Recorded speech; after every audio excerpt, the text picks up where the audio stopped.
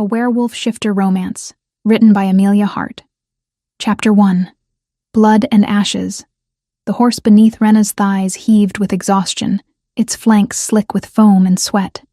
She urged the mare forward anyway, pressing her heels against trembling muscle.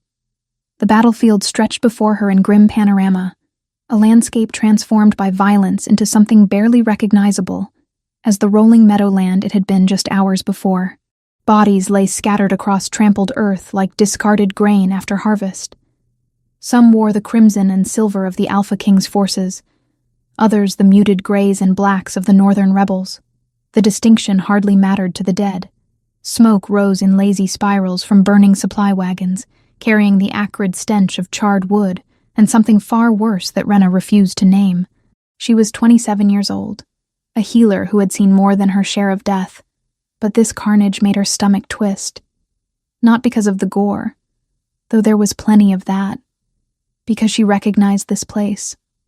3 years ago, she had ridden through these very meadows on her way to the capital, young and hopeful and utterly ignorant of what awaited her.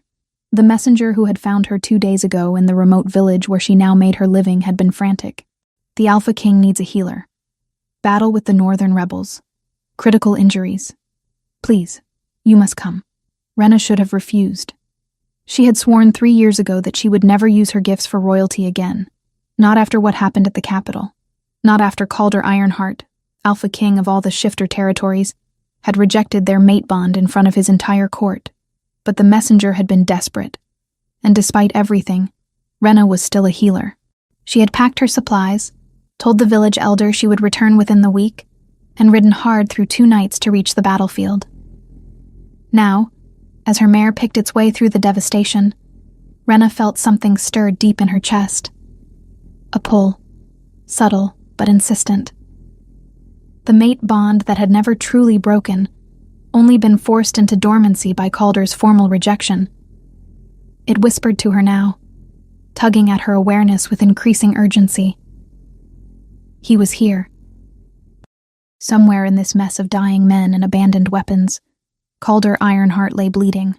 "Move," she commanded her horse, her voice hoarse from 2 days of hard riding. The mare obeyed, stepping carefully around a fallen banner bearing the king's wolf sigil. Wounded soldiers called out to her as she passed. "Healer, please, my leg." "Sister, help me. I'm bleeding. I can't stop the bleeding." Renna hardened her heart and rode past them all. She could feel Calder's life force dimming with each passing moment, the mate bond broadcasting his distress directly into her soul. Her Omega instincts screamed at her to find him, to protect him, to save him. It did not matter that he had chosen political alliance over true love. It did not matter that he had humiliated her before hundreds of witnesses. The bond cared nothing for wounded pride or broken hearts. The pull grew stronger as she rode north across the battlefield. Her heightened senses, sharper than any human's, caught the scent of blood beneath all the other smells. Not just any blood. His blood. Rich and earthy with an undertone of pine and winter frost. The scent of an alpha in his prime, now tainted with the copper tang of serious injury. Renna found him near the edge of the meadow, where the land rose into a small hillock crowned with ancient standing stones. The tactical part of her mind recognized it immediately as a defensive position. Somewhere Calder would have retreated to make a stand. He was propped against one of the stones, his dark brown hair matted with sweat and blood, his usually immaculate beard crusted with dirt. One hand pressed against his abdomen, where his armor had been torn open, and something had punched through leather and chainmail to reach the flesh beneath. Blood seeped between his fingers, far too much blood, staining the earth around him black. 2 guards flanked him, both injured but still standing. One Renna recognized immediately. Victor Stonewell, Calder's beta and closest advisor. The other was Tobias Greymont, commander of the king's personal guard.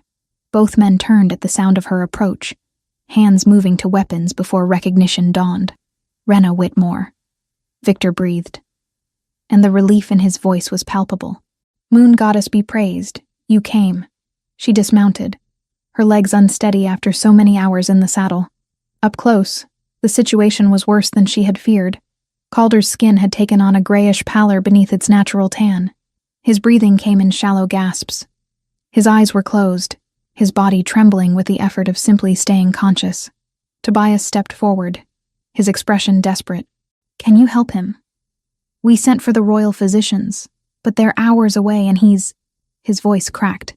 "He's fading." Rena walked past both men without answering. She stood over Calder, studying him with a healer's dispassionate eye, even as her heart hammered against her ribs. Part of her, the part that had spent 3 years nursing wounded pride and shattered dreams, wanted to turn around and leave, to let him feel a fraction of the abandonment she had experienced. But that was a small, petty part. The larger part, the one that had trained under master healers since childhood, catalogued his injuries with growing alarm. The wound in his abdomen was deep, likely perforating organs. His pulse was thread and rapid. Blood loss was severe. Without immediate intervention, he would die within the hour. "We can pay," Victor said urgently. "Gold, land, title. Name your price, Rena. Just save him." She knelt beside Calder, setting down her healer's pack. "Be quiet," she said, not unkindly. Her hands hovered over the wound, not quite touching. She could feel the damage through her omega senses, the torn flesh and ruptured organs screaming for attention. "Lady Genevieve," Victor continued, unable to help himself. "The woman he married for political alliance. She betrayed him. This was an ambush, not a fair battle. She conspired with the northern rebels, told them exactly when and where our forces would be weakest." That made Rena pause. Lady Genevieve, the high-born daughter of a powerful regional alpha. The woman Calder had chosen over his true mate. The reason for 3 years of exile and heartbreak. "She's already been taken into custody," Tobias added grimly. "Caught trying to flee with her rebel lover. She'll face the executioner's blade for this." Rena looked down at Calder's face. Even unconscious and dying, he was handsome. Strong jaw hidden beneath that full beard, high cheekbones, a nose that had been broken at least once. She remembered the first time she had seen him, 4 years ago, when she had arrived at the capital as a promising young healer. He had been inspecting new members of his court, and his amber eyes had locked with her green ones across a crowded hall. The mate bond had struck them both like lightning. She had felt it snap into place, that fundamental recognition of 2 souls meant to be joined. For one perfect moment, his expression had transformed from polite interest to stunned wonder. Then, politics had intervened. Calder needed an alliance with the Western Territories. Lady Genevieve's father controlled crucial mountain passes and had the loyalty of 5 lesser alphas. A mate bond with a common-born Omega healer offered nothing but personal happiness, and apparently that was not worth protecting. The formal rejection had happened 3 days later. Calder had stood before his assembled court and declared that while the moon goddess had chosen Rena as his mate, he could not accept the bond. The needs of his kingdom outweighed personal desire. He would marry Lady Genevieve instead, securing the Western alliance and bringing stability to his realm. Rena had fled the capital that same night, unable to bear the pitying looks and whispered gossip. She had found work in remote villages, places where no one knew her shame, and she had promised herself that she would never, ever use her healing gifts for anyone associated with Calder Ironheart again. Yet here she was, kneeling in blood-soaked earth beside the man who had broken her heart. "Why should I save him?" she asked, her voice barely above a whisper. Victor dropped to his knees beside her. "Because thousands will die if he doesn't survive. The kingdom will fracture without him. Regional alphas will war for territory. Common folk will be caught in the crossfire. Please, Rena. I know what he did to you was unforgivable, but this is bigger than personal grievances. Damn him for being right. Damn them all." Rena pulled supplies from her pack with sharp, angry movements. Clean cloth, herbal tinctures, a small knife. "Move back," she ordered. "Give me room to work." Both men retreated several paces. Rena placed her hands directly on Calder's wound, and for the first time in 3 years, allowed her full healing power to flow freely. Light bloomed beneath her palms, soft and golden. This was her gift, rarer than simple herb lore or surgical skill. She could channel her own life force into the injured, accelerating their natural healing to impossible speeds. The cost was exhaustion, sometimes temporary weakness, but the results were miraculous. Rena felt the damaged tissue respond to her power. Torn blood vessels began to knit back together. Perforated intestines sealed. The blade that had caused the damage she sensed, had been pulled free before she arrived, which meant the bleeding was internal, rather than actively gushing. That was good. That gave her something to work with. The process was agonizing in its own way. She took Calder's pain into herself, experienced every screaming nerve ending, every moment of his body's desperate fight for survival. Sweat beaded on her forehead. Her breath came in harsh pants. But she did not stop, could not stop. Not once she had committed to this path. Beneath her hands, Calder's heartbeat grew stronger. His breathing deepened. Color began to return to his face, replacing that deathly pallor with something approaching normal health. And then his eyes opened. Amber met Emerald in a collision of recognition that sent shockwaves through the mate bond. For 3 years, that connection had been dormant, suppressed by Calder's rejection and Rena's distance. Now, with her hands on his body and her power flowing into him, it roared back to life with devastating force. Rena gasped as sensation flooded through her. She felt his awareness lock onto her, felt the bond between them flare brilliant and golden. His hand came up, faster than she expected, and his fingers wrapped around her wrist with desperate strength. Rena, he breathed, and her name on his lips was a benediction and a curse all at once. She yanked her hands away the moment his major organs were stable. The wound was not fully healed, would not be for days. But he would live. That was all Victor had asked for. All she had agreed to provide. "You'll survive," she said flatly, getting to her feet. Her legs wobbled. The price of channeling so much power so quickly. "Keep the wound clean. Don't shift for at least a week or you'll tear everything open again." "Wait."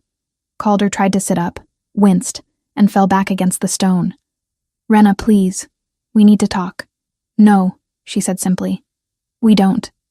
She turned toward her horse, but Victor stepped into her path. "My lady, please. The king will need continued care during his recovery. Will you accompany us back to the capital?" "Absolutely not." Rena moved to step around him, but the world chose that moment to tilt sideways. She had given too much, pushed herself too hard after 2 days without proper rest. Strong arms caught her before she hit the ground.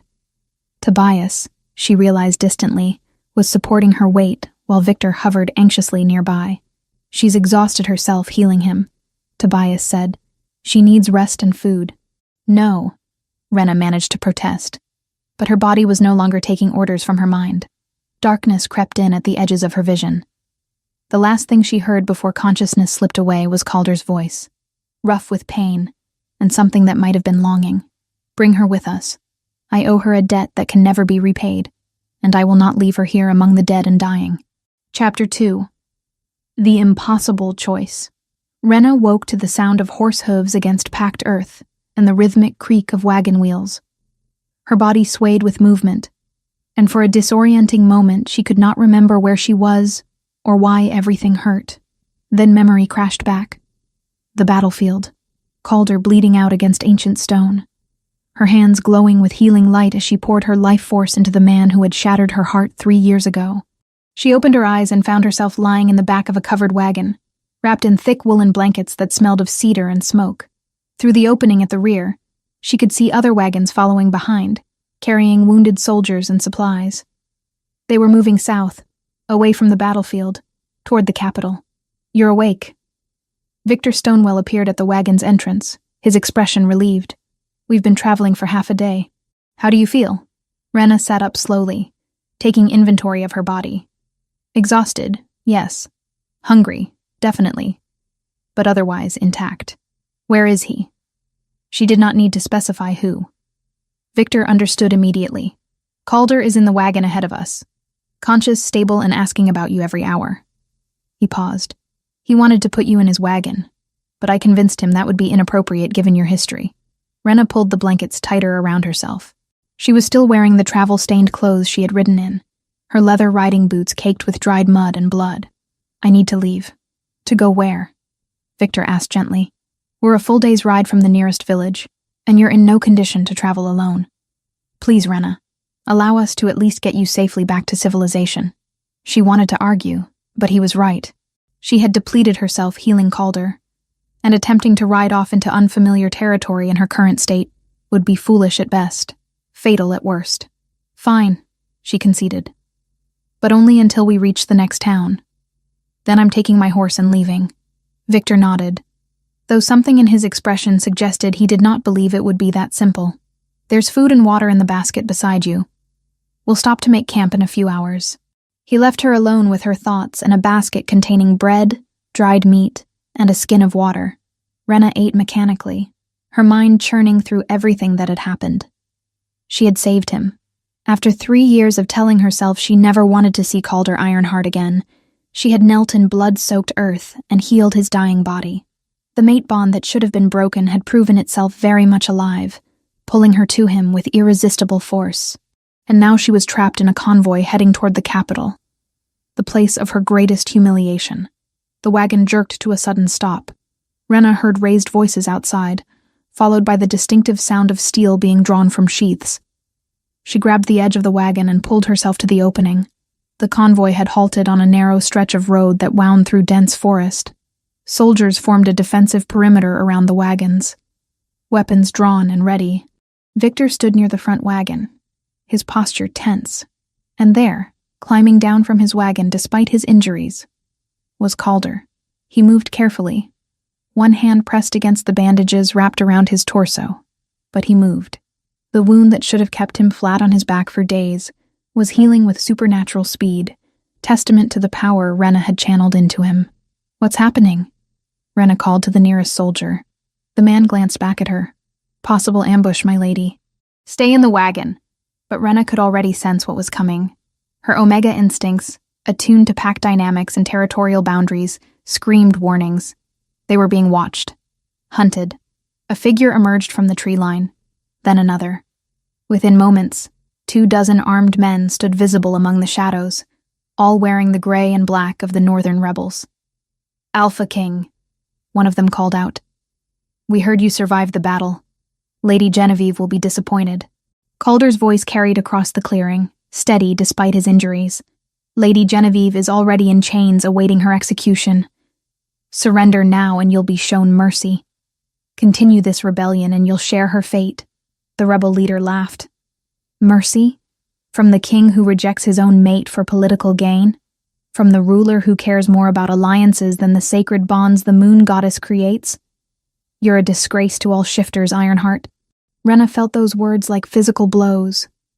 Because they were true, weren't they? Calder had chosen politics over their bond, had deemed her unworthy of consideration.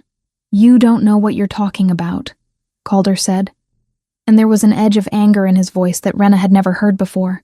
"Don't I? Everyone knows you rejected your true mate. Omega healer, common-born, no political value.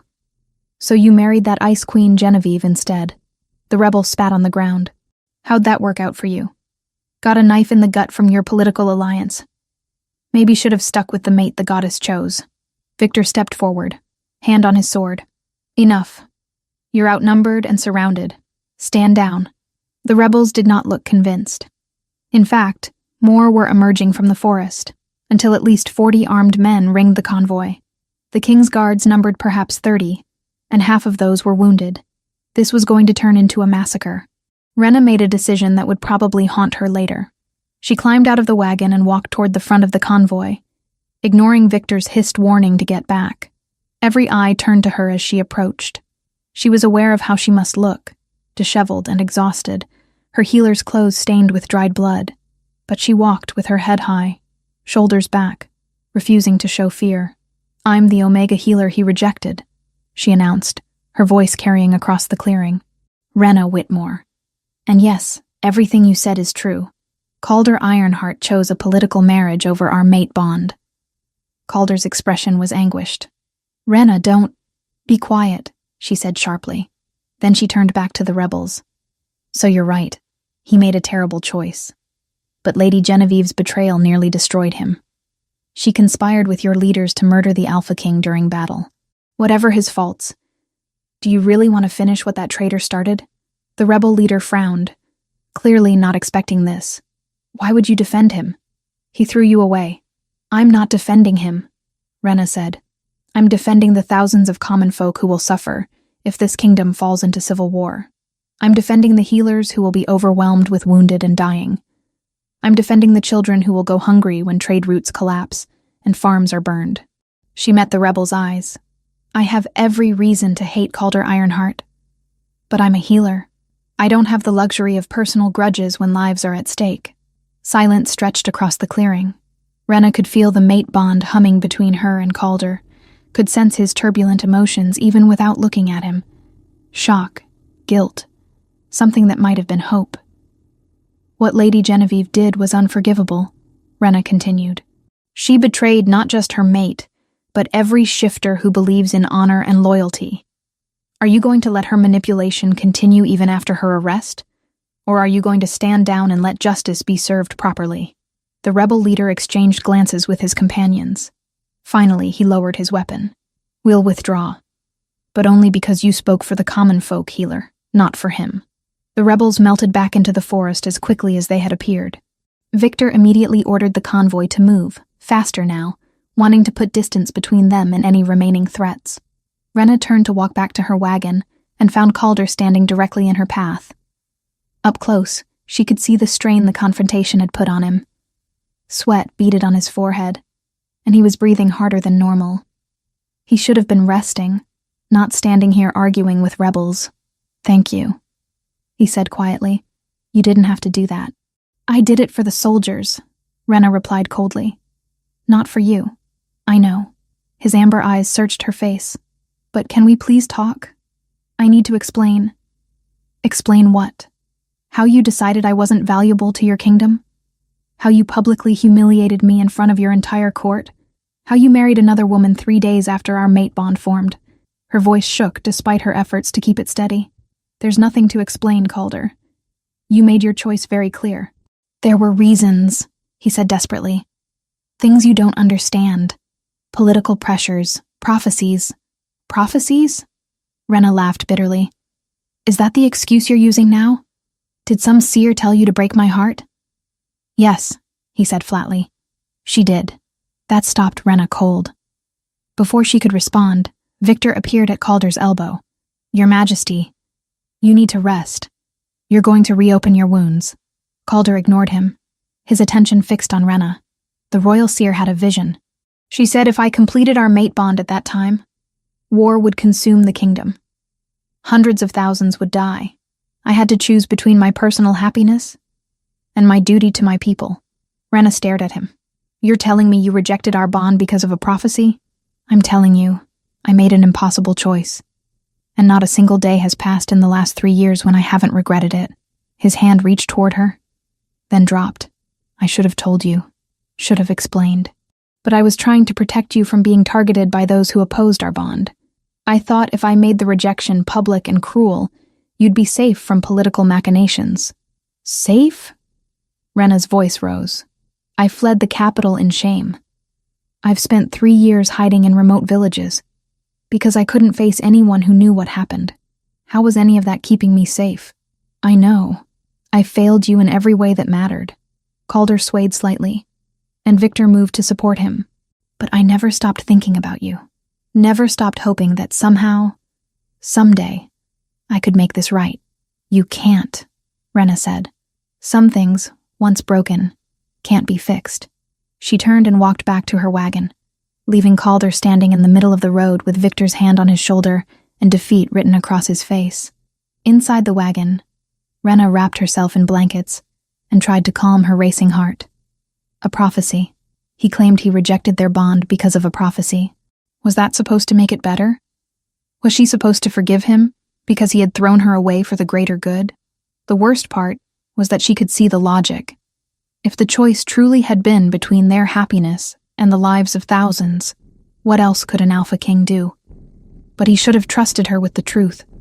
Should have given her the chance to face that impossible decision together instead of making it alone and leaving her to pick up the pieces of her shattered life. The convoy traveled through the afternoon and into evening before making camp. Rena stayed in her wagon, declining offers of food and company. She needed time alone to process everything that had happened. But solitude proved impossible to maintain. As darkness fell, Tobias Greymont appeared at her wagon. Lady Rena, the king requests your presence, just for a moment. Tell him I'm resting. He suspected you'd say that. Tobias looked uncomfortable. He asked me to tell you that Lady Genevieve's confession has been formally recorded. He thought you might want to hear what she said. That got Rena's attention. She climbed out of the wagon and followed Tobias through the camp. Soldiers nodded respectfully as she passed, which was strange. She was nobody important, just a healer who happened to be caught up in royal drama. But then she remembered her speech to the rebels. Maybe word had spread about the Omega who defended the king, despite having every reason not to. Calder's tent was larger than the others, but still military sparse. He sat on a camp stool near a brazier, illuminated by firelight. He had changed into clean clothes, and someone had helped him wash the dirt and blood from his face and beard. He looked almost like the man she remembered from 3 years ago, before everything fell apart. Victor stood beside him, along with 2 scribes who carried leather-bound journals. "Thank you for coming," Calder said when she entered. "I know you'd rather be anywhere else." "What did Genevieve say?" Rena asked, skipping pleasantries. One of the scribes opened his journal and began to read in a formal monotone. "Lady Genevieve, daughter of Alpha Roderick of the Western Territories, confesses to conspiracy with northern rebel forces. She states that her marriage to Alpha King Calder was a humiliation from the beginning, as he refused to consummate their bond or show her affection of any kind. She felt rejected and used, married only for her father's political influence. When rebel leader approached her with promises of freedom and genuine partnership, she agreed to provide intelligence about the king's military movements. She denies intending his death, but admits she did not warn him of the ambush." The scribe closed the journal. "She is scheduled for execution in 5 days' time, once we return to the capital." Rena absorbed this information slowly. Genevieve had felt rejected too, used for political purposes. In a twisted way, she and Rena had both been victims of Calder's choices. "I wanted you to hear this," Calder said, "because I need you to understand what my rejection cost. Not just you, but Genevieve. Me. The kingdom. I made a choice based on prophecy and duty, and it led directly to betrayal and war. I don't know if I made the right decision. I may never know, but I need you to understand that I paid for it too. That doesn't change what happened," Rena said. "No, it doesn't." Calder stood carefully, wincing as the movement pulled at his healing wound. "But maybe it explains why I've spent 3 years searching for some way to undo what I did. Why I sent messengers to every remote village looking for talented healers, hoping one of them would be you. Why I personally funded healing clinics in areas where I thought you might have gone." Rena stared at him. "You did what?" "I couldn't complete our bond, but I could make sure you were safe, protected. I had reports sent monthly about your activities. I knew you were working in the northern villages. I knew you were well regarded and respected." He took a careful step toward her. "I know it doesn't make up for what I did. Nothing could. But I never forgot you, Rena. Never stopped caring what happened to you." She did not know what to say to that. Part of her wanted to rage at him for the surveillance, for tracking her movements without permission. But another part, the traitorous part that still felt the mate bond singing between them, was touched that he had cared what became of her. "I should go," she finally said. "Wait." Calder reached into a pouch at his belt and pulled out a small wooden box. "This belongs to you. I've been carrying it for 3 years, hoping for a chance to return it." He opened the box, and Rena's breath caught. Inside was a bracelet of woven silver, set with small green stones that matched her eyes. She had made it herself when she was 16, one of her first attempts at jewelry craft. She had worn it the day she met Calder, and lost it somewhere in the capital during her hasty departure. "You kept this," she whispered. "It was all I had of you," he said simply. Rena took the box with trembling hands. The bracelet was exactly as she remembered it, slightly tarnished now, but otherwise perfect. He had kept it, for 3 years, carried it with him. She left the tent without another word, the box clutched against her chest. Chapter 3. Prisoner of Memory. 5 days of travel brought them to Iron Keep, the sprawling capital city that served as seat of power for all shifter territories. Rena watched from her wagon as stone walls rose into view, towers flying banners that snapped in the autumn wind. The last time she had seen these walls, she had been fleeing in the middle of the night with tears streaming down her face. Now she was returning as what? A healer who had saved the king's life? The rejected mate who could not quite bring herself to leave? She did not know anymore. The convoy passed through gates manned by guards who saluted as Calder's wagon rolled by. Citizens lined the streets, cheering the return of their Alpha King. Word had clearly spread about the battle, about his near death and miraculous survival. Rena kept herself hidden behind the wagon's curtains, unwilling to face the curious stares. They arrived at the royal fortress as sunset painted the sky in shades of amber and rose. The fortress was even more imposing than Rena remembered. All dark stone and soaring architecture designed to project strength and permanence.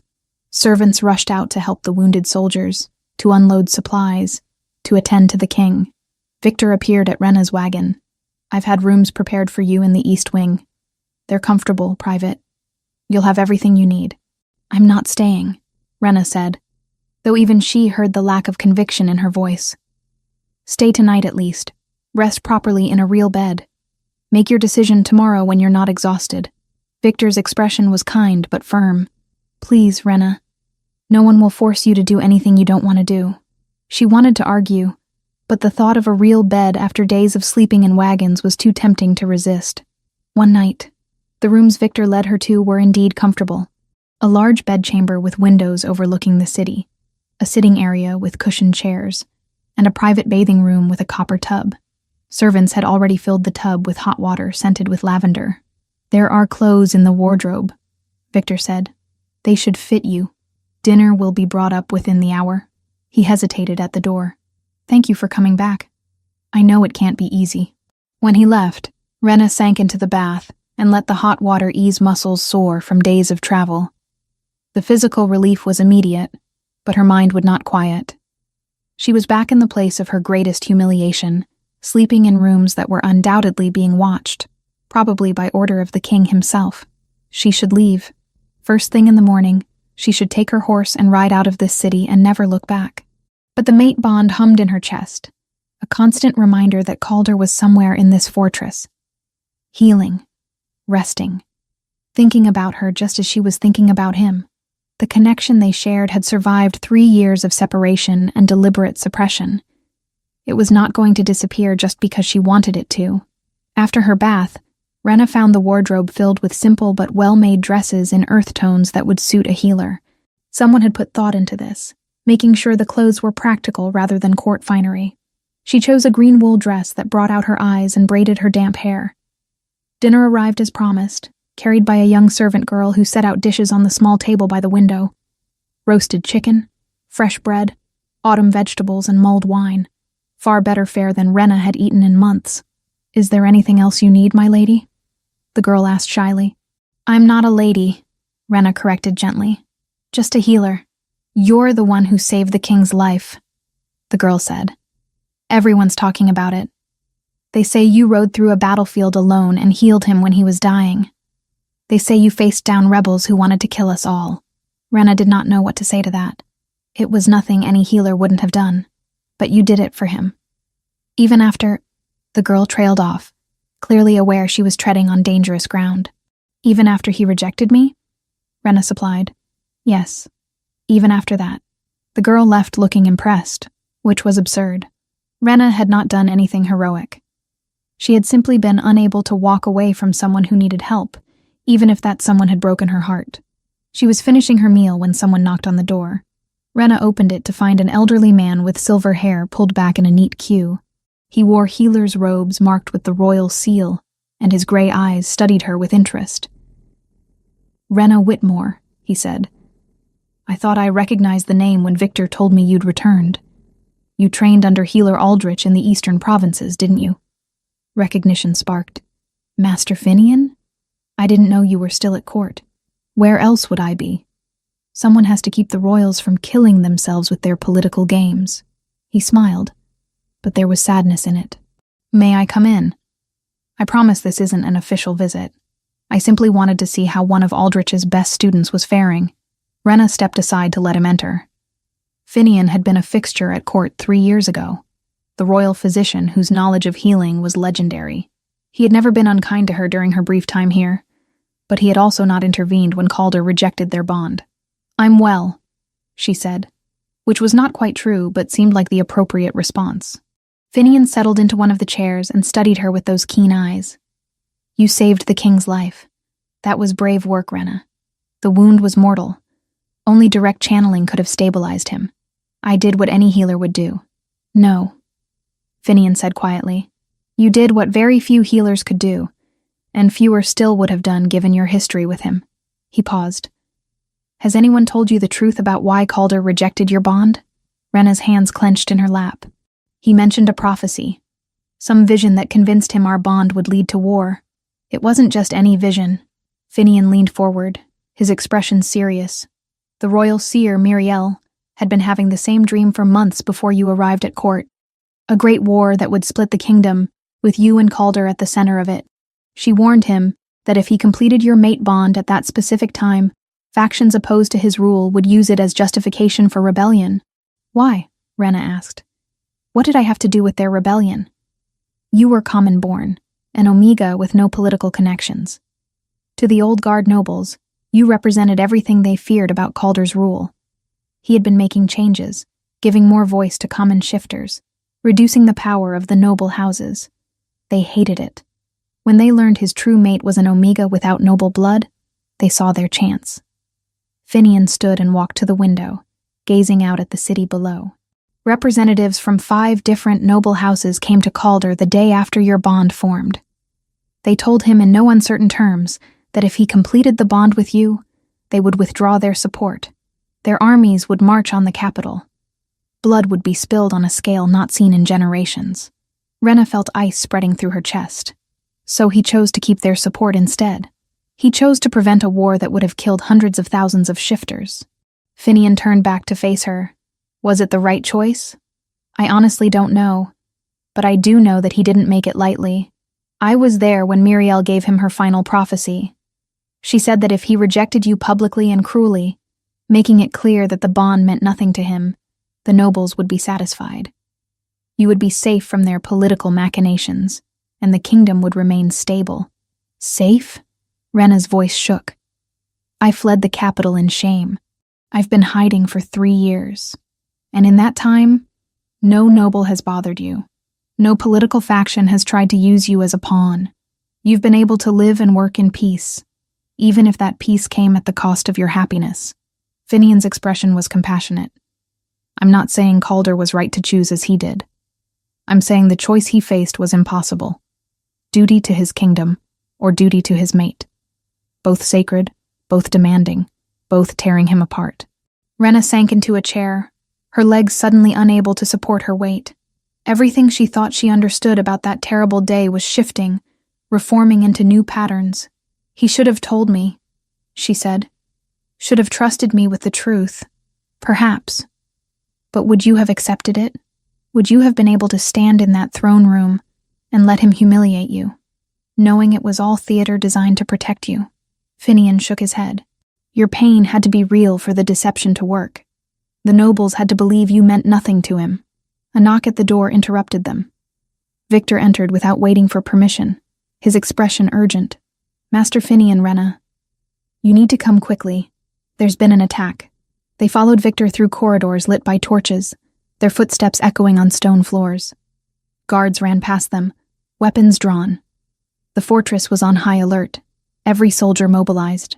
Victor led them to Calder's private chambers. The doors hung open, splintered, as if something heavy had struck them. Inside, furniture was overturned, tapestries torn from walls. Signs of a violent struggle marked every surface. And in the center of the chaos, 3 bodies lay on the floor, assassins by their dark clothing and drawn weapons. All 3 were dead, killed by precise strikes that spoke of trained combat. Calder stood over them, breathing hard, dressed only in sleeping clothes with a sword in his hand.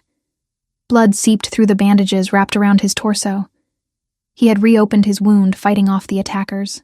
Tobias Greymont knelt beside one of the bodies, examining something. They're wearing the gray of the northern rebels. This was organized, not a random attack. How did they get into the fortress? Victor demanded. Someone let them in, Calder said flatly. Someone with access to my private chambers. His amber eyes found Rena's across the room, and something in his expression made her breath catch. Not suspicion, but fear. Fear for her. "You're injured again," she said, moving toward him before she could think better of it. "It's nothing," Calder said, but he swayed slightly as he spoke. "It's not nothing." Rena pushed past guards and debris to reach him. "Sit down before you fall down."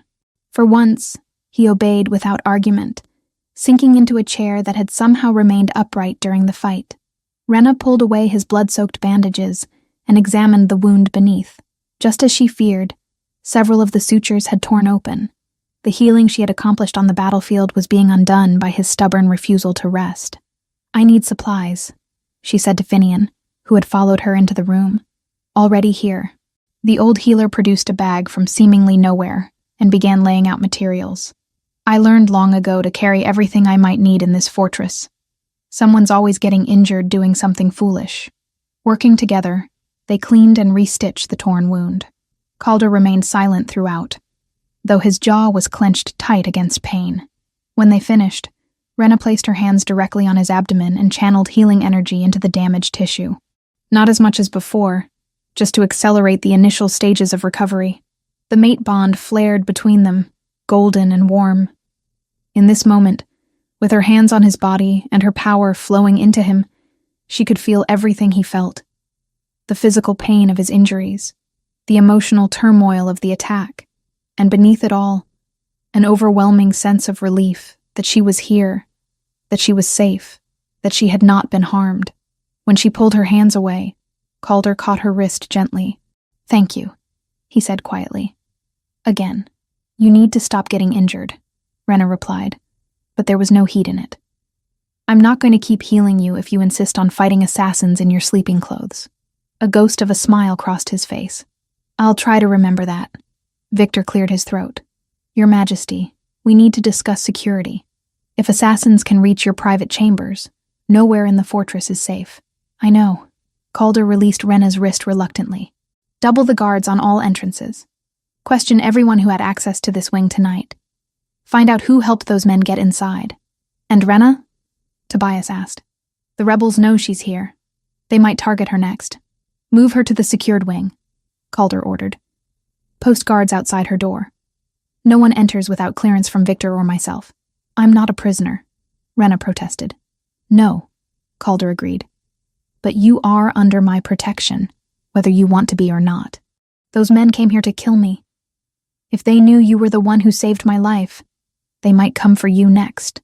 The thought had not occurred to Rena, but now that it had been voiced, the danger was obvious. She had made herself a target by healing the king.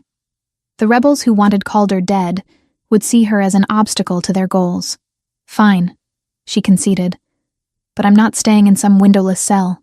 The secured wing has perfectly nice rooms," Victor assured her. "You'll be comfortable, I promise." They escorted her to new chambers in a different part of the fortress, one with guard posts at every corner and magical wards inscribed on the doors. The rooms were indeed comfortable, though smaller than the previous ones, but they felt safer, which Rena had to admit mattered more than luxury at the moment. After everyone had left except for the 2 guards posted outside her door, Rena sat on the bed and tried to process everything that had happened. Finian's revelation about the prophecy and the noble's threats, the attack on Calder's chambers, the way he had looked at her with such relief when he realized she was unharmed. She pulled the wooden box containing her bracelet from her bag and opened it. The silver gleamed in the lamplight, green stones catching and reflecting the flame. 3 years he had carried this. 3 years of remembering her, thinking about her, regretting his choice. Maybe that did not fix what he had broken. Maybe it never could. But it meant something that he had tried. Chapter 4. Truth and Fire. Rena woke to shouting in the corridors. She bolted upright, heart hammering, as the sounds of running feet echoed beyond her door. For a confused moment she thought another attack was underway, that assassins had breached the secured wing. Then she heard Victor's voice, raised in command. "Search every room. Check the servants' quarters. Someone helped those assassins last night, and they're still in this fortress." She dressed quickly in a practical brown dress and opened her door to find the 2 guards still at their posts, though both looked tense. "What's happening?" "Investigation," one guard said. "The king ordered a full sweep of the fortress. We're looking for traitors." Rena's stomach twisted. The fortress was on edge, everyone suspicious of everyone else. This was no way to live, constantly looking over shoulders and wondering who might be working for the rebels. She found her way to the healer's wing, where Finian was organizing supplies. The old man looked up as she entered, his expression weary. "Ah, Rena. Good. I could use your help." He gestured to several wounded soldiers waiting on benches. "These men fought off yesterday's attackers. Minor wounds mostly, but they need tending." Working alongside Finian felt natural, falling into the rhythm of healing that had been Rena's life for so long. She cleaned cuts, stitched gashes, applied poultices to bruises. The soldiers were young, most of them barely into their 20s. They watched her with a mixture of curiosity and respect. "Is it true you saved the king's life on the battlefield?" one asked as she bandaged his arm. "Yes," Rena said simply. "Why?" another soldier blurted. "Everyone knows he rejected you. Why would you help him?" Rena paused, considering her answer. "Because a healer's oath doesn't have exceptions for people who've wronged us. I help those who need help. That's all." The soldiers exchanged glances, clearly impressed by her answer. When they left, Finian approached with 2 cups of tea. "You handled that well," he said, handing her a cup. "They're good men, but young. They don't yet understand that life rarely offers simple choices." Rena sipped the tea, grateful for the warmth. "Master Finian, you said last night that Calder faced an impossible choice, but he could have trusted me with the truth, could have given me the chance to face it alongside him. Perhaps." Finian settled onto a bench. "But consider what that would have meant. You would have had to stand in that throne room, knowing the rejection was theater, and still feel the pain of it. Could you have acted convincingly when every instinct screamed to reveal the truth?" "I don't know," Rena admitted.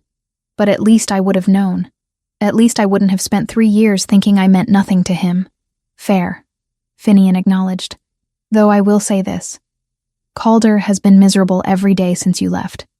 He threw himself into ruling, into making changes that would benefit common shifters, almost as if he was trying to prove that your sacrifice meant something." Before Rena could respond, the door burst open and Tobias Greymont strode in, his expression grim. "Rena, you need to come with me. The king requires your presence immediately." Something in his tone made her set down her tea and follow without argument. Tobias led her through corridors to a part of the fortress she had never seen before, down stone steps into what appeared to be a dungeon level. The air here was cold and damp, smelling of mold and old stone. They stopped before a heavy wooden door reinforced with iron bands. 2 guards flanked it, and through a small barred window, Rena could see flickering torchlight within. "What is this?" she asked. "The interrogation room," Tobias said quietly. "We captured one of the assassins from last night. He's talking." He pushed open the door. Inside, Calder stood with Victor beside a table where a bloodied man sat bound to a chair. The man wore the gray clothing of the northern rebels, but his face was unfamiliar to Rena. Calder looked up as she entered, and something complicated crossed his expression. "Rena, I'm sorry to bring you here, but you need to hear this." "Hear what?" She approached cautiously, her healer's instincts immediately cataloging the prisoner's injuries. Bruised ribs, split lip, swollen eye. Interrogated, not tortured, but the line between them was thin. "Tell her what you told us," Calder commanded the prisoner. The man spat blood onto the floor. "You're wasting your time." "I've already said everything I'm going to say." "Then I'll repeat it," Victor said coldly. He turned to Rena. This man was part of a group hired to assassinate the king, but not by the northern rebels. They were hired by Lady Genevieve's family, seeking revenge for her execution. Rena's breath caught. Her family? But I thought she was already in custody when the ambush happened. "She was," Calder said, "but her father, Alpha Roderick, didn't know about her betrayal until after the battle. When he learned what she'd done and that she was sentenced to death, he decided that if his daughter was going to die, I should die as well. Roderick controls the western mountain passes," Victor added. "His support has been crucial to maintaining trade routes. If he declares open war, the economic damage alone could destabilize the kingdom." The prisoner laughed bitterly. "You killed his daughter. You think he's going to let that stand?" Roderick has 30 assassins positioned throughout this city, all waiting for their moment to strike. You're a dead man, Ironheart. It's only a matter of time. Calder's jaw clenched, but his voice remained steady. Did you help plan the attack? Did you give them access to my chambers? I'm not telling you anything about the inside man, the prisoner said. You can torture me all you want, but I'm not betraying my brothers. Rena felt sick. This was the reality of Calder's life as Alpha King. Constant threats, political machinations, people who wanted him dead for decisions he made trying to serve his kingdom. Get him out of here, Calder ordered, and guards dragged the prisoner away. When they were gone, Calder turned to Rena with haunted eyes. Now you see what I deal with. Every decision has consequences. Executing Genevieve was justice for her crimes, but it's turned her father into an enemy. And there are 30 more assassins in my city. Why did you want me to hear this? Rena asked. Because I need you to understand something. Calder moved closer, and despite everything, Rena's heart beat faster at his proximity. 3 years ago, when I rejected our bond, this is what I was trying to protect you from. The nobles who opposed you would have hired assassins. They would have targeted you every day of your life. You would have lived in constant fear, always looking over your shoulder, never safe. So you decided for me, Rena said. You chose fear for me instead of letting me choose for myself. Yes, Calder admitted. Because I couldn't bear the thought of you being hurt, of you living the way I live, always surrounded by guards, always one knife away from death. You deserved better than that. I deserve the truth, Rena countered. But her anger was fading, replaced by something more complicated. Understanding, perhaps. Not forgiveness, not yet, but understanding. The door burst open again, and this time it was a guard looking panicked. Your Majesty, fire in the Eastern District, multiple buildings burning. Calder was moving before the guard finished speaking. How many buildings? At least 5, spreading fast. The wind is carrying embers. It could consume half the district if we don't stop it. Mobilize every available soldier, Calder ordered. Get water brigades organized. Evacuate the affected areas. He turned to Rena. Will you come? We'll need healers for the injured. She did not hesitate. Yes. They ran through the fortress and out into the city streets. The smell of smoke hit Rena immediately, thick and acrid. In the distance, orange flames painted the sky, and even from here she could hear people screaming. The Eastern District was chaos. Fire consumed wooden buildings, leaping from roof to roof with terrifying speed. Citizens ran in all directions, some carrying possessions, others simply fleeing the flames. Soldiers worked to form bucket brigades, passing water from the river to throw on the fires, but it was not working fast enough. Calder immediately took command, his voice carrying over the chaos. Victor, organize evacuation routes. Tobias, get people away from the flames. Finian, set up a healing station on the plaza. Rena found herself working alongside Finian and 2 other healers, treating burns and smoke inhalation as injured citizens were brought to them. A child with burns on his hands. A woman who had inhaled too much smoke. An elderly man who had fallen trying to escape. She worked without thinking, her training taking over. Channel healing energy into damaged tissue. Cool burns with salves. Clear lungs of smoke damage. Move to the next patient.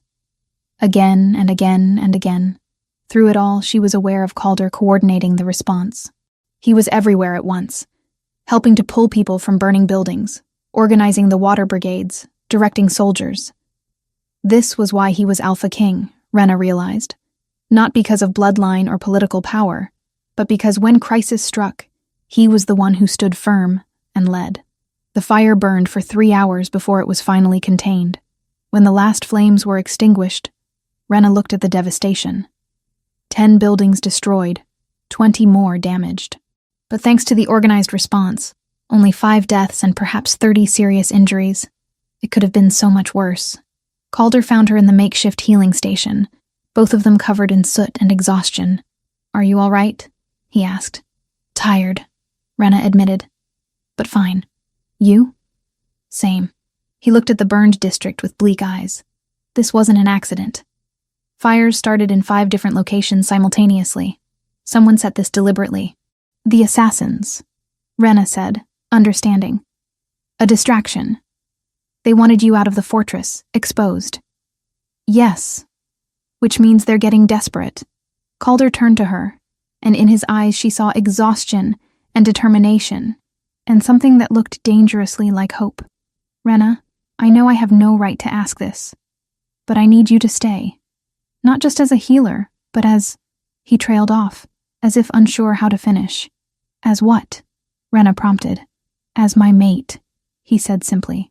I need you to officially accept the bond and stand beside me, because this kingdom is falling apart, and I don't know if I can hold it together alone. The prophecy said completing our bond would cause war, but maybe the seer was wrong. Maybe the real danger is leaving it incomplete. Rena stared at him, speechless.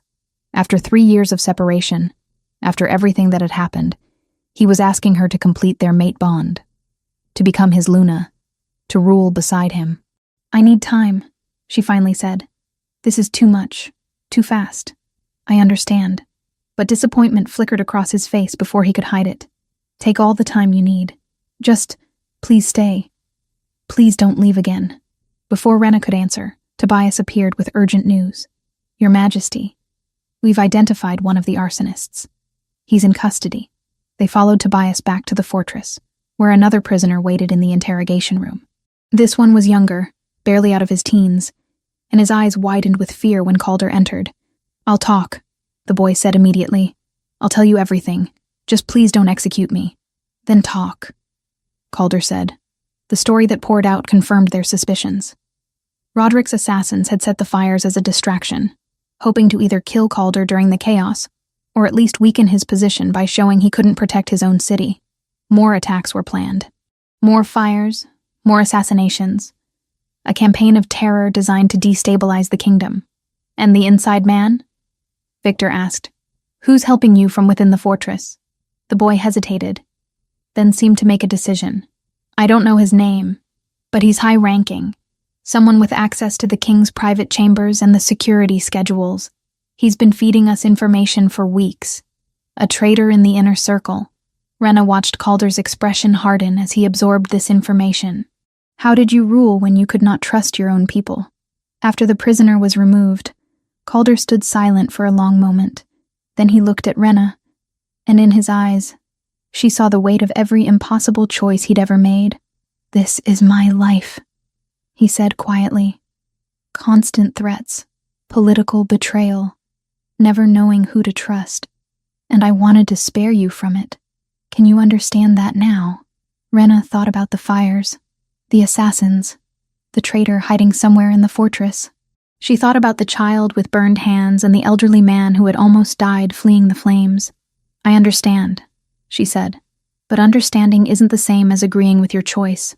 You still should have told me. I know, Calder said, and I'm sorry. For all of it. It was not forgiveness, but it was a start. Chapter 5. March into darkness. 2 weeks passed in a blur of military preparation. Calder made the decision to take the fight to the northern rebels rather than wait for more attacks on the capital. Rena watched from the fortress walls as soldiers assembled in the training yards, cavalry units practicing formations, supply wagons being loaded with provisions. She had agreed to accompany the campaign, not because Calder asked, though he had, repeatedly, but because wounded soldiers would need healers, and Finian was too old to make the journey north through rough terrain. You don't have to do this, Calder said, appearing beside her on the wall walk. He wore his armor now, dark leather reinforced with metal plates, a sword at his hip. He looked every inch the warrior king, though Rena knew the wound in his abdomen was still tender despite her repeated healings. I know, Rena replied. But those soldiers didn't choose this war. They deserve the best medical care available. And you're the best. It was not a question. Calder gazed out at his assembled forces, his expression troubled. We leave at dawn. Victor estimates a week to reach the rebel stronghold in the northern mountains. A week of traveling alongside him. A week of shared campfires and close quarters. Rena was not sure her resolve could survive that much proximity to her mate. Because despite everything, despite 3 years of hurt and anger, the bond between them grew stronger every day. She felt him now, a constant presence at the edge of her awareness. Could sense his moods, his worries, his carefully controlled hope that maybe, somehow, they could find their way back to each other. "Calder?" she began, then stopped, unsure what she wanted to say. He looked at her, amber eyes intense. "Yes? Be careful out there. The rebels want you dead. Don't give them an easy target." Something flickered across his face. Disappointment that she had not said something else, perhaps. But he masked it quickly. "I'll do my best. Though having you there to patch me up if things go wrong makes me feel considerably better about the odds." "Don't count on it," Rena said, though there was no heat in the words. "One of these days I'm going to let you bleed just to teach you a lesson about taking unnecessary risks." "Fair," Calder said, and his lips quirked in what might have been a smile. The army departed at first light, 500 soldiers and support staff making their way north through forest paths that gradually gave way to rocky highland terrain. Rena rode near the middle of the column with the other healers and supply wagons, while Calder led from the front alongside Victor and Tobias. On the second night, they made camp in a clearing surrounded by ancient pines. Rena helped Finian set up the medical tent, organizing supplies and preparing for potential injuries. The old healer worked beside her in comfortable silence until he finally spoke. "You're handling this well." Being around him again. "I'm a professional," Rena said, not looking up from the bandages she was rolling. "You're in love with him." Finian countered gently. "And that makes everything harder." Rena's hand stilled. She had not spoken those words aloud, had barely acknowledged them to herself, but hearing them from Finian made them impossible to deny. "It doesn't matter what I feel," she said quietly. "Too much has happened. Too many wounds that won't heal. Wounds can heal if you let them," Finian said. "I've been a healer for 50 years, child. And the one thing I've learned is that the deepest wounds are rarely physical. They're the ones we carry in our hearts, the places where trust was broken and hope died. Those are the injuries that define us." "What are you saying?" "I'm saying that Calder made a terrible choice 3 years ago. He hurt you in ways that can't be undone. But he's spent every day since trying to be worthy of a second chance he knows he doesn't deserve." Finian placed a weathered hand on her shoulder. "The question isn't whether he deserves forgiveness. The question is whether you can live with the regret of never trying to rebuild what was lost." Before Rena could respond, shouts erupted from the edge of camp. She ran outside the medical tent to find soldiers forming defensive positions, weapons drawn. Through the trees, figures moved in the darkness. Calder strode past, sword already in hand. "How many?" "At least 30, Tobias reported. "Northern rebels based on their approach. They're surrounding the camp. Hold positions," Calder ordered. "Wait for them to make the first move." The rebels emerged from the tree line slowly, deliberately. They were better armed than Rena expected, carrying quality weapons and wearing leather armor. This was not a ragged band of insurgents. This was a trained military force. Their leader stepped forward, a scarred man with gray streaking his dark hair. "Alpha King Calder Ironheart. We meet at last." "I don't believe we've been introduced," Calder said, his voice carrying false pleasantry over real steel.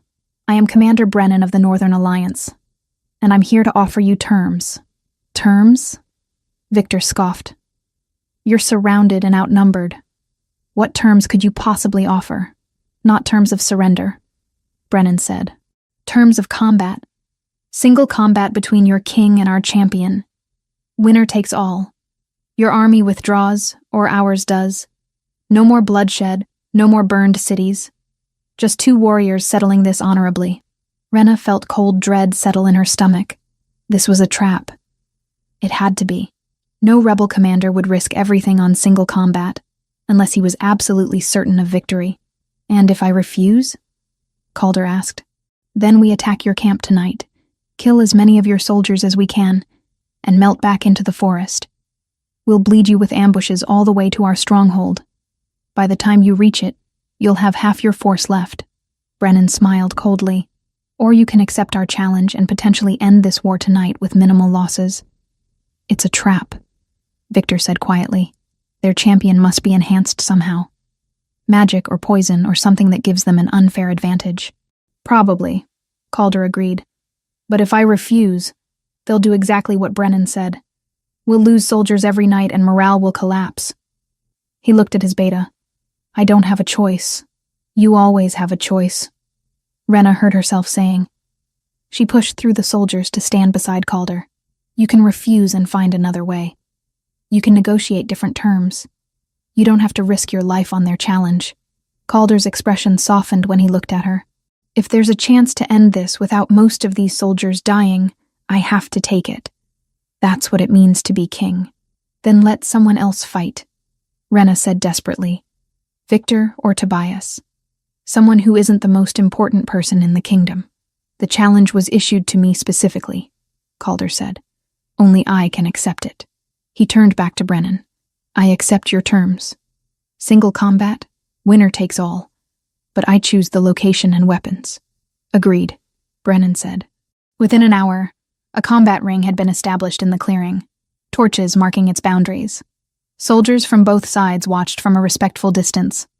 The tension was thick as smoke, every shifter present aware that their fate hung on the outcome of this fight.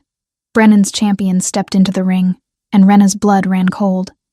The man was massive, easily 6.5 feet tall, with arms thick as tree trunks. But it was his eyes that made her stomach drop. They were wrong, the pupils too dilated, reflecting torchlight in an unnatural way. He's been given something. Finian muttered beside her. Some alchemical enhancement. Look at the veins in his neck. The way his muscles twitch. That's not natural. Calder entered the ring carrying only a sword, his armor removed to allow for greater mobility. He looked small compared to his opponent, though Rena knew he was a skilled fighter. She had seen him train in the yards, had watched him move with the deadly grace of a predator. But this opponent was enhanced beyond normal shifter strength. This was not a fair fight. The combat began without ceremony. The champion lunged forward with shocking speed for someone his size, his blade whistling through the air where Calder's head had been a heartbeat before. Calder rolled aside, came up with his own sword raised, and struck at the champion's exposed side. The blade should have cut deep. Instead, it glanced off the champion's ribs as if striking stone. Enhanced strength and durability. This was exactly the trap they had feared. The fight continued, brutal and one-sided. Calder was faster, more skilled, but every blow he landed seemed to barely affect his opponent, while every strike from the champion forced him to dodge or suffer devastating injury. Rena watched in growing horror as Calder was slowly driven back, accumulating small cuts and bruises that his opponent shrugged off without concern. This was going to end badly. The champion would wear Calder down until exhaustion made him slow, and then it would be over. She could not watch him die. Not again. Not after she had saved him on the battlefield, only to lose him here. Without conscious thought, Rena pushed through the crowd toward the combat ring. Victor tried to stop her, but she ducked under his reaching arm and ran into the circle. Stop, she shouted. This combat is invalid. Your champion is enhanced beyond natural ability. You're cheating. Brennan laughed from the sidelines. There's no rule against alchemical enhancement. Your king accepted the challenge knowing we could use any means at our disposal. Then I invoke the healer's right, Rena said, the words coming to her from old lessons she had barely remembered until this moment. Any combat can be stopped if a healer declares one fighter medically unfit to continue. Calder stared at her, blood running from a cut above his eye. Rena, you're injured, she said firmly. Multiple lacerations, possible cracked ribs, signs of exhaustion. I declare you medically unfit to continue this combat. The healer's right was invoked. Finian called from the crowd, his voice carrying authority. Combat must cease immediately. Brennan's face darkened with fury. This is an outrage. The king accepted the challenge. And a healer has ended it, Victor said, moving to stand beside Rena. Those are the ancient laws that govern single combat. You wanted honor? Honor requires following all the rules, not just the ones that benefit you. For a tense moment, it seemed like the rebels might attack anyway. Their hands moved to weapons, and Calder's soldiers responded in kind. The clearing balanced on a knife's edge between negotiation and massacre. Then Tobias stepped forward with information that changed everything. Commander Brennan, you should know that we captured one of your men 3 days ago. He's been very talkative about your plans. We know about the ambush points you've prepared. We know about your supply caches. And we know that your champion will die within 2 days from the alchemical enhancement he's taken. It's poisoning him even as we speak. The champion's face went pale, confirming Tobias's words. "You're sending your own men to die," Calder said quietly. "What kind of commander does that?" Brennan's composure cracked. He looked at his champion, saw the truth in the man's expression, and something in him broke. "Withdraw," he ordered his rebels. "Withdraw and regroup at the secondary location." The rebels melted back into the forest, taking their dying champion with them. Calder's soldiers erupted in cheers, but Rena felt no triumph. Only exhaustion, and the residual terror of watching Calder nearly die again. She started to walk away, but Calder caught her hand. "Thank you," he said quietly. "You saved my life. Again." "I'm starting to make a habit of it," Rena replied. And despite everything, she found herself smiling. Calder smiled back, and in that moment, with torchlight dancing across his face and gratitude shining in his amber eyes, Rena felt something shift inside her. Not forgiveness. Not yet. But perhaps the beginning of it. Chapter 6. The Rebel Stronghold. The rebel fortress emerged from morning mist like something from a nightmare, built into the face of a mountain with sheer cliffs on 3 sides and only one narrow approach. Stone walls rose 30 feet high, crowned with battlements where Rena could see archers moving. This was no hastily constructed rebel camp. This was a proper military installation that had likely stood for centuries. "They chose their ground well," Victor observed grimly. "We can't surround it. Can't starve them out without risking our own supply lines. We'll have to take it by force." Calder studied the fortress through narrowed eyes. "How many do you estimate?" "At least 300 rebels," Tobias said. "Maybe more. They've been gathering forces here for months, planning this rebellion carefully." Rena stood beside them on the ridge overlooking the fortress, her healer's instincts already calculating the casualties such an assault would produce. Dozens would die, perhaps hundreds.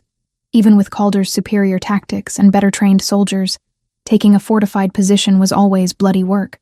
"There has to be another way," she said. "There isn't," Calder replied, though his expression was bleak. "We can't leave this stronghold intact. They'll just regroup and attack again. This ends here." Over the next 3 days, Calder's forces prepared for the assault. Siege equipment was constructed, scaling ladders assembled, strategy sessions held late into the night. Rena threw herself into preparing the medical facilities, knowing that when the attack came, she would have more wounded than she could possibly handle. On the 3rd night, Tobias burst into the command tent where Calder, Victor, and several other commanders were planning the assault. His face was flushed with excitement. "We captured a rebel scout trying to slip past our perimeter," he announced.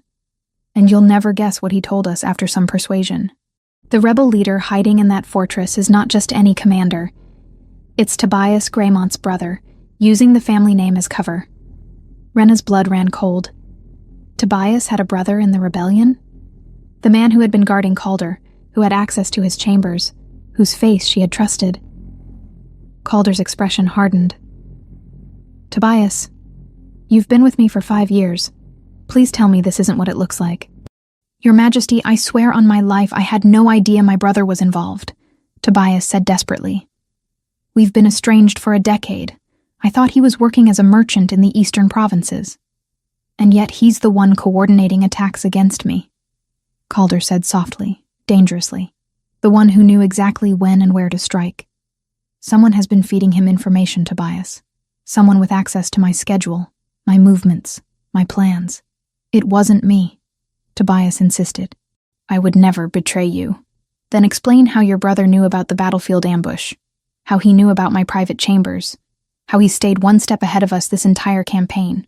Tobias opened his mouth, then closed it, clearly unable to provide an answer that would satisfy. "Place him in custody," Calder ordered, and Rena saw the pain in his eyes as he said it. "Under guard until we can sort this out properly." 2 soldiers moved to take Tobias away, but the commander shocked everyone by lunging forward, grabbing Rena before anyone could react, and pressing a dagger to her throat. "I'm sorry," Tobias said, and he sounded genuinely regretful. "But I can't let you attack that fortress. My brother is in there." The tent erupted into chaos. Soldiers drew weapons, Victor shouted orders, and Calder went absolutely still in a way that was more terrifying than any outburst of rage. "Let her go," Calder said. his voice deadly calm. "Tobias, you don't want to do this." "I don't," Tobias agreed. "But my brother is all the family I have left. I've been helping him, yes. Feeding him information, creating opportunities for his attacks. But only to protect him, not to hurt you. I never wanted any of this. You betrayed your king," Victor spat. "Your oath. Everything you claim to stand for." "I know," Tobias said miserably. "But blood is blood. You'd do the same for family." Rena forced herself to remain calm despite the blade at her throat. She could feel Tobias shaking slightly, nervous, which made him even more dangerous. A nervous man with a knife was unpredictable. "Tobias," she said quietly, "you don't strike me as a killer, and I don't think you want to be one." "I don't," he admitted, "but I will if I have to. I'm walking out of here with you as my shield, and no one is going to follow. Give me 12 hours, and I'll release you unharmed once I'm safely to the fortress." "You'll be shot down by your own side," Rena pointed out. "Rebel archers won't know you're coming. They'll see royal soldiers approaching with a hostage and attack." That made Tobias pause. He had not thought this through, she realized. This was a desperate gambit born of panic, not planning. In that moment of hesitation, Rena acted. Her healer's training included knowledge of the human body, including vulnerable points. She drove her elbow back into Tobias's solar plexus with all her strength, then twisted away from the knife.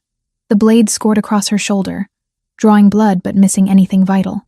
Before Tobias could recover, Calder was on him, moving with the deadly speed of a predator. He disarmed the commander in 2 moves and had him pinned to the ground with a sword at his throat. "Give me one reason," Calder snarled, "why I shouldn't execute you right now." "Because he can get us into that fortress," Rena said, pressing a hand to her bleeding shoulder. "He's been feeding his brother information. That means he knows the layout, the defenses, maybe even a way in that avoids the front gate." Calder looked at her, then back at Tobias. "Is that true?" Tobias sagged in defeat. "Yes. There's an old mining tunnel that connects to the fortress cellars. My brother told me about it months ago. It's how he's been moving supplies in without being noticed. And you're going to show us this tunnel," Calder said. It was not a question. "If I do, you'll kill my brother," Tobias said. "Your brother is a rebel commander who's attacked my forces, burned my cities, and sent assassins to kill me. His death is already certain. The only question is whether you help us end this quickly with minimal casualties, or whether we assault the front gate and lose hundreds of soldiers taking that fortress." Rena moved to stand beside Calder, her hand still pressed to her wounded shoulder. "Tobias, I've treated soldiers from both sides of this conflict. I've seen what siege warfare does to people. If Calder attacks that fortress head-on, rebels and loyalists will die in droves, including your brother. But if we can get inside quietly, take the leadership by surprise, maybe we can end this with less bloodshed." Tobias closed his eyes. When he opened them again, the fight had gone out of him. "I'll show you the tunnel, but I want your word that if my brother surrenders, you'll spare his life." "I can't promise that," Calder said honestly. "But I promise he'll get a fair trial and a chance to make his case. That's all I can offer." It was not what Tobias wanted, but it was more than he deserved. He nodded in resignation. The assault was planned for the following night. 30 soldiers, Calder and Victor among them, would enter through the mining tunnel, while the rest of the army staged a diversionary attack on the front gate. The goal was to take the fortress leadership alive if possible, ending the rebellion without wholesale slaughter. Rena insisted on going with the assault team despite Calder's protests. "You're injured," he pointed out, gesturing to her bandaged shoulder. "It's a shallow cut. I've treated worse," Rena countered. "And you'll need a healer with you if things go wrong." "She's right," Finian said from across the command tent. "Someone needs to be there to provide immediate medical assistance. I'm too old for crawling through mining tunnels, but Rena is young and capable." Calder looked like he wanted to argue further, but Victor interrupted. "Your Majesty, we're losing time. The diversionary attack needs to begin at midnight. We need to move." The mining tunnel was cramped, dark, and smelled of damp earth and old stone. The assault team moved through it single file, Tobias leading the way with his hands bound in front of him. Calder directly behind with a drawn sword, then the others including Rena near the rear. It took an hour to navigate the tunnel, emerging finally into a cellar filled with barrels and crates. Above them, they could hear the sounds of the fortress coming alive in response to the diversionary attack. Shouts, running feet, the clang of weapons being distributed. The command center is on the 3rd level, Tobias whispered. My brother will be there, coordinating the defense. They moved through the fortress like ghosts, avoiding patrols that were all focused on the front gate. When they reached the 3rd level, they found the command center guarded by only 2 rebels, who went down quickly under coordinated strikes. Calder kicked open the door to reveal a large room dominated by a map table. 5 men stood around it, and one of them looked so much like Tobias that the family resemblance was unmistakable. Hello, brother, Tobias said quietly. The rebel commander stared at his brother in shock, then at the 30 armed soldiers filling the doorway. You betrayed me. I tried to protect you, Tobias corrected. But you kept escalating, kept attacking. You forced my hand. Surrender, Calder commanded. Your fortress is taken.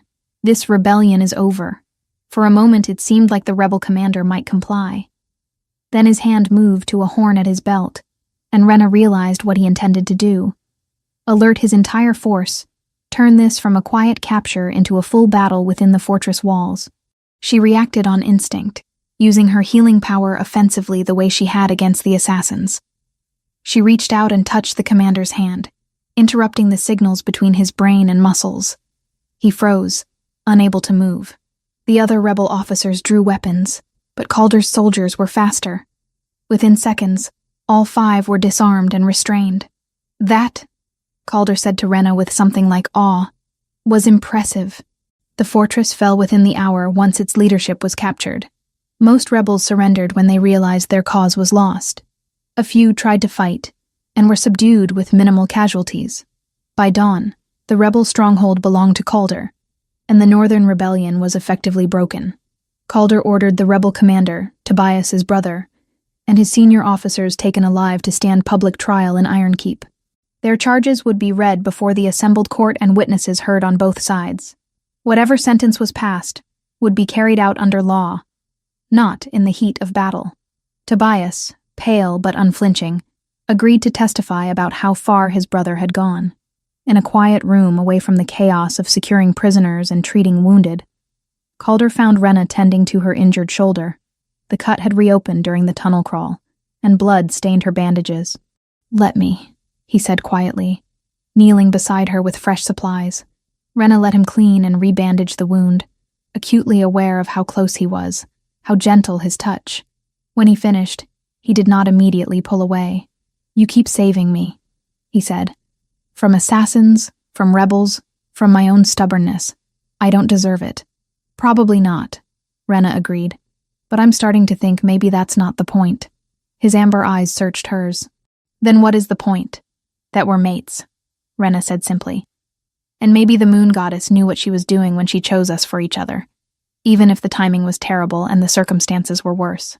Calder's hand came up to cup her face, his thumb brushing across her cheekbone. Does that mean you'll give me another chance? It means, Rena said carefully, that I'm willing to try. One day at a time. No promises, no guarantees. Just trying. This time when he kissed her, she did not pull away. Chapter 7. The Bonding. The journey back to Iron Keep took 6 days. 6 days during which the relationship between Rena and Calder shifted from wary reconciliation to something warmer, more genuine. They rode side by side at the front of the column, talking about everything from healing techniques to kingdom politics to childhood memories. Rena learned that Calder had lost his parents to illness when he was 19, thrust into kingship before he was ready. That he loved poetry, but never had time to read it. That he had a scar on his left shoulder from falling out of a tree at age 7 while trying to rescue a trapped owl. Calder learned that Rena had always wanted children, but feared she would never have them given her solitary life. That she could sing beautifully, but was too shy to perform in front of others.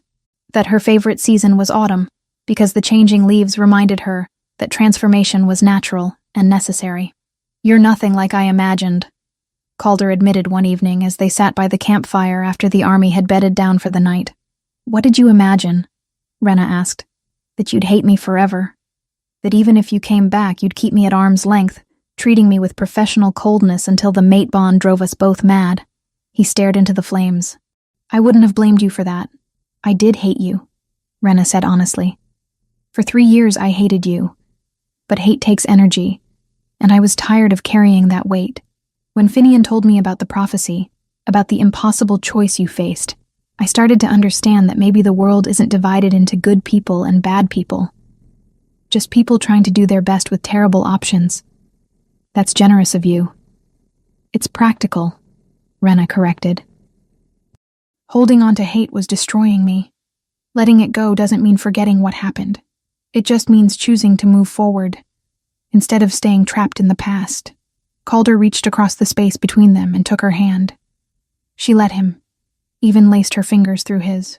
The mate bond hummed contentedly at the contact, warming her from the inside out. "When we get back to the capital," he said quietly, "I'm going to ask you formally, in front of the entire court, will you complete our mate bond and become my Luna?" Rena's heart stuttered. "That's a big question." "It is, and you don't have to answer now. But I want you to know that this time, I'm choosing you. Not duty, not prophecy, not political alliance. You. If the nobles object, they can take their objections and leave my territory. If the council pressures me to reconsider, I'll tell them exactly where they can put their concerns." Despite herself, Rena smiled. "That's very romantic in a threatening sort of way." "I've had 3 years to practice my romantic speeches," Calder said. Though admittedly, most of them sounded better in my head. They arrived at Ironkeep to cheering crowds and celebration. The Northern Rebellion was broken, the kingdom secured, and their Alpha King had returned victorious. Banners flew from every tower, and the scent of roasting meat drifted through the streets as the city prepared for festivities. But Calder had more immediate concerns than celebrations. He called an emergency council meeting within hours of their return, with Rena seated at his right hand where the Luna would traditionally sit.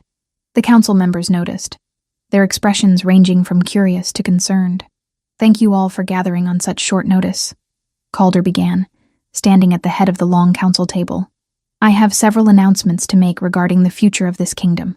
He proceeded to outline the terms of the rebel surrender, the trials that would be held for the captured leaders, and the reforms he intended to implement in the northern territories to address the grievances that had sparked the rebellion in the first place. Then he turned to personal matters. "As you're all aware, 3 years ago I rejected my true mate for political reasons. I was told that completing the mate bond would spark opposition from noble houses and potentially lead to civil war. I chose duty over personal happiness, believing I was protecting the kingdom." The council members shifted uncomfortably. Several of them had been part of those pressure campaigns 3 years ago. "That decision," Calder continued, "led directly to Lady Genevieve's betrayal in the Northern Rebellion. My political marriage collapsed into treason. The war I tried to prevent happened anyway.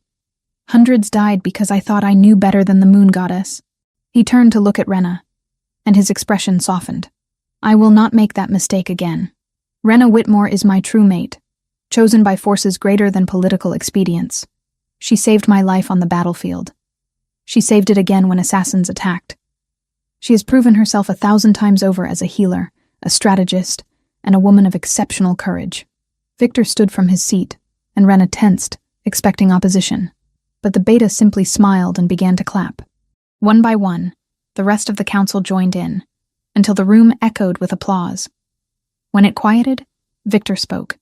"Your Majesty, I think I speak for the entire council when I say that we support this decision wholeheartedly.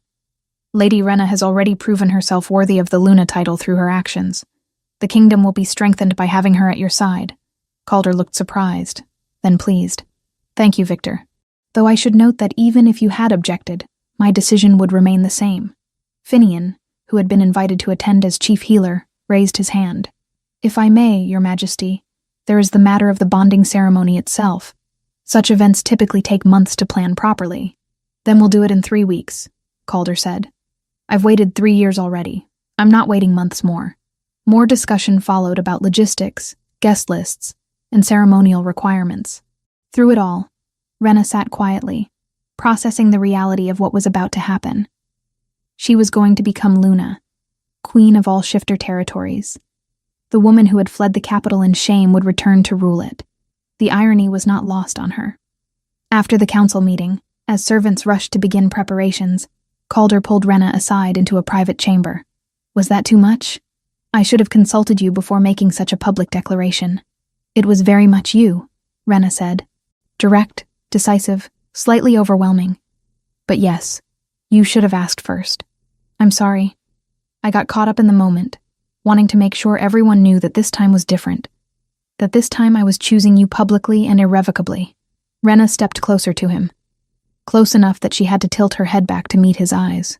"Calder, I understand what you're trying to do. You're trying to prove that you've changed, that you won't abandon me again. But I need you to understand something. I'm choosing this too.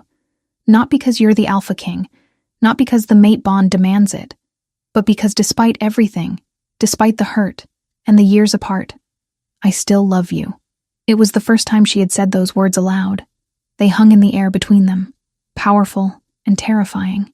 Calder's arms came around her, pulling her close. "I love you too. I never stopped. Even when you hated me, even when I thought I'd lost you forever, I loved you." The kiss that followed was nothing like the desperate clinging after the rebel fortress. This was slow, deliberate, a promise being made without words. Rena felt the mate bond flare golden and bright, stronger than ever now that they were both choosing it willingly. When they finally broke apart, both breathing hard, Calder rested his forehead against hers. 3 weeks seems like an eternity. "Then we'll stay busy," Rena said practically.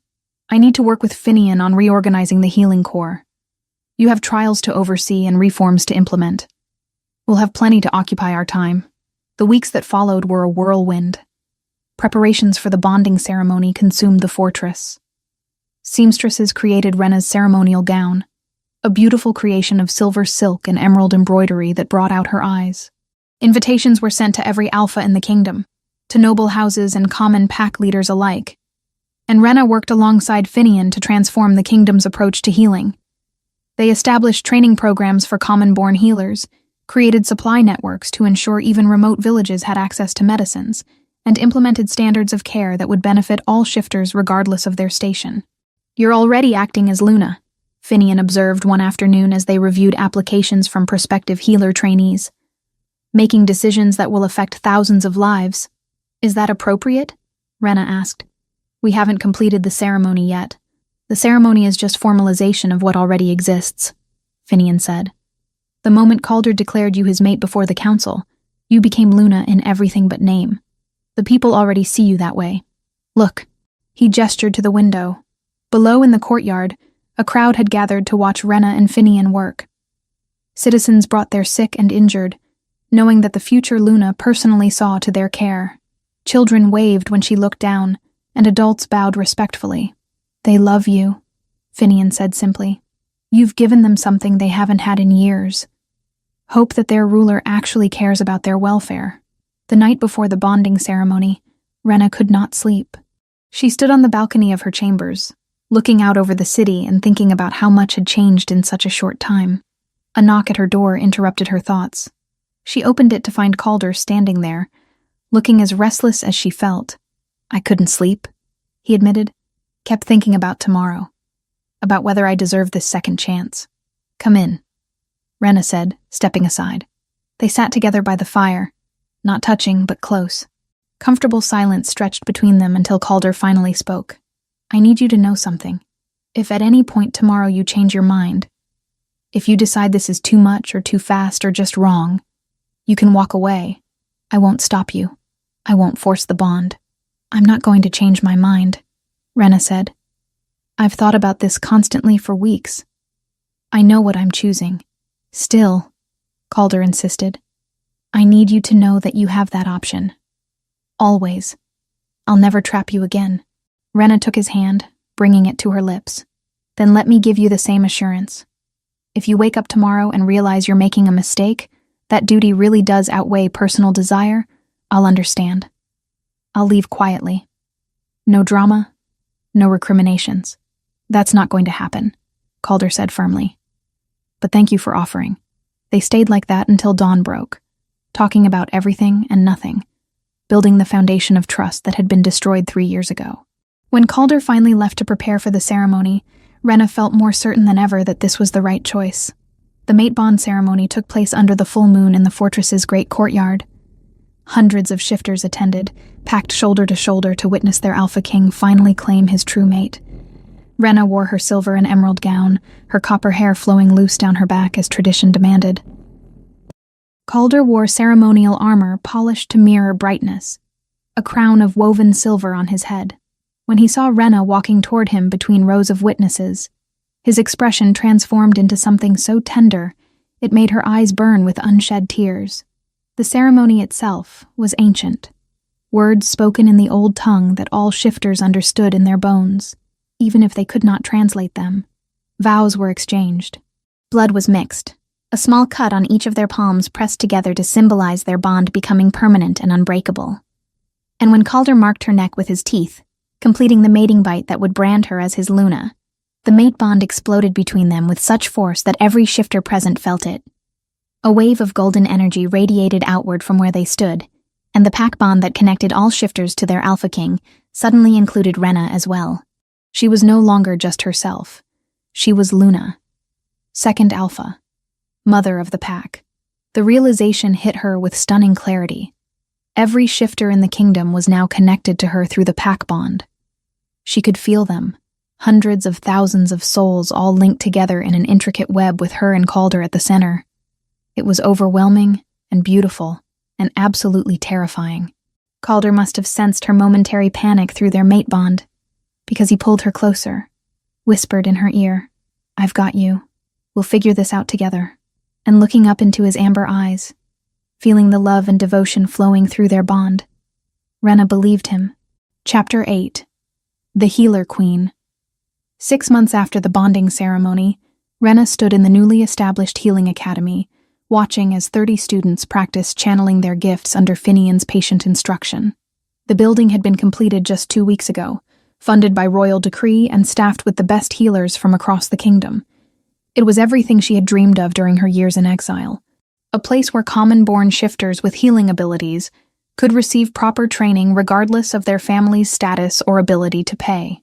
Already, applications flooded in from villages across the territories, young Omegas and Betas, eager for the opportunity. Sometimes watching them, Rena thought of the little mountain village where she had been living when the messenger first found her.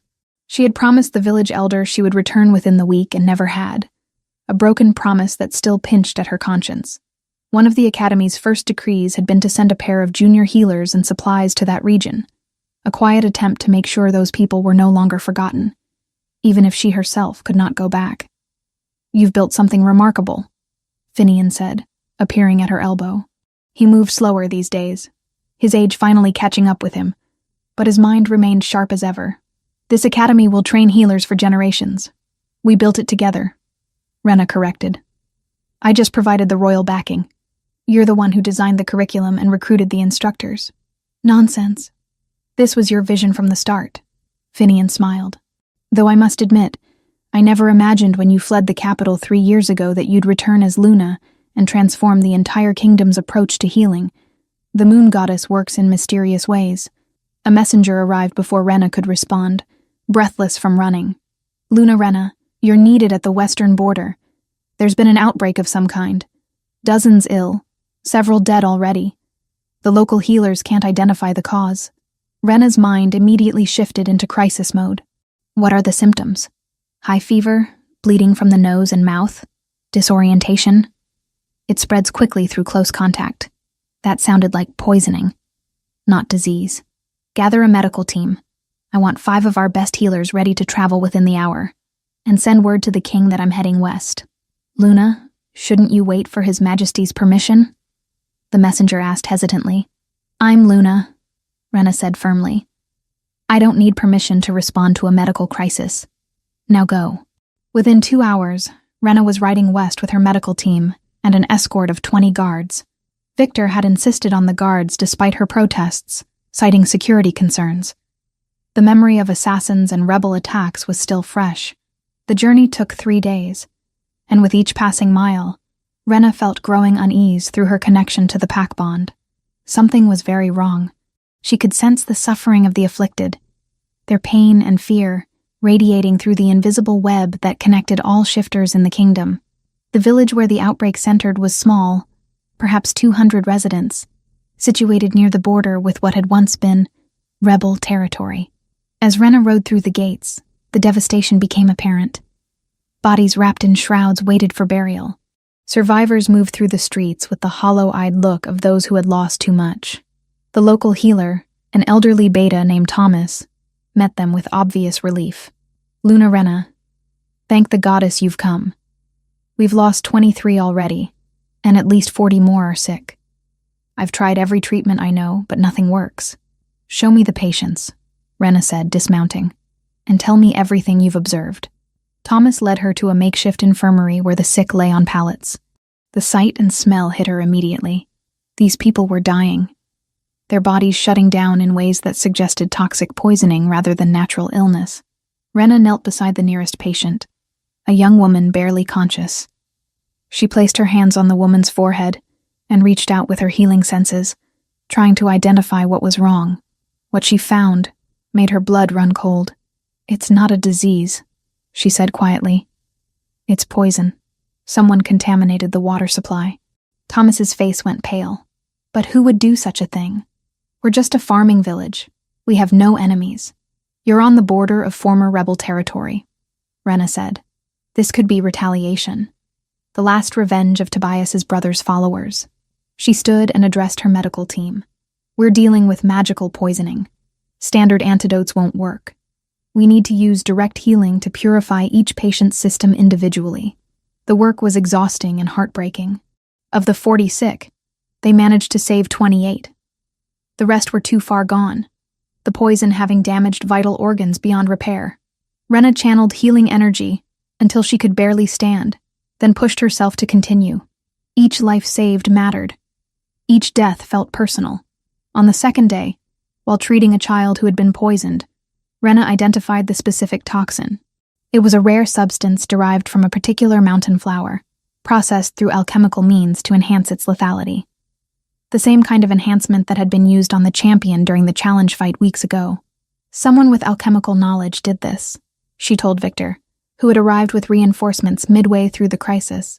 "And they chose this village deliberately. It's close to water sources that feed into other settlements. If we hadn't contained it here, this could have spread across half the kingdom. Then this was a test," Victor said grimly. "Someone wanted to see if this method of attack would work before deploying it on a larger scale." Rena felt sick. How many more villages were at risk? How many innocent people would die because rebels wanted revenge against Calder? "We need to find out who's making this poison and stop them," she said. "Can you track down the source?" "Already on it. We captured 3 men trying to flee the village yesterday. They're being interrogated now." By the 3rd day, the crisis had stabilized.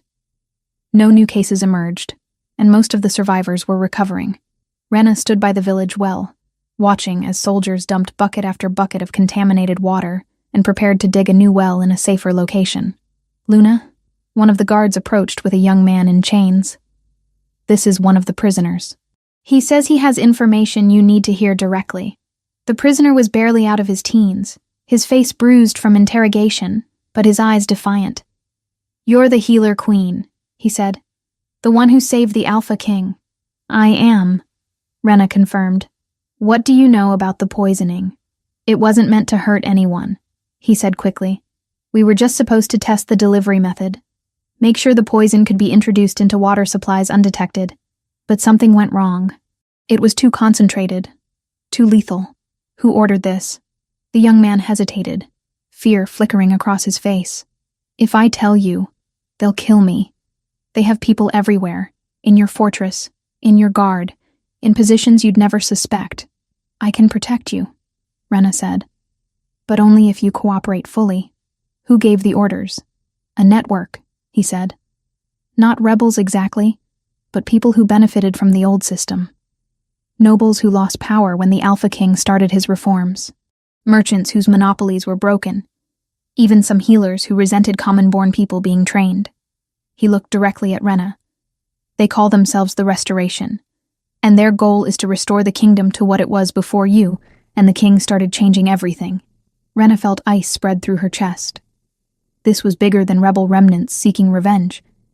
This was organized opposition to everything she and Calder had been trying to build. How many members does the Restoration have? I don't know exactly. Maybe a few hundred across the kingdom. But they're well-funded and patient. This poisoning was just one small test. They're planning something much bigger. Victor moved closer, his expression dark. What kind of something bigger? I don't know the details. I'm too low in the organization.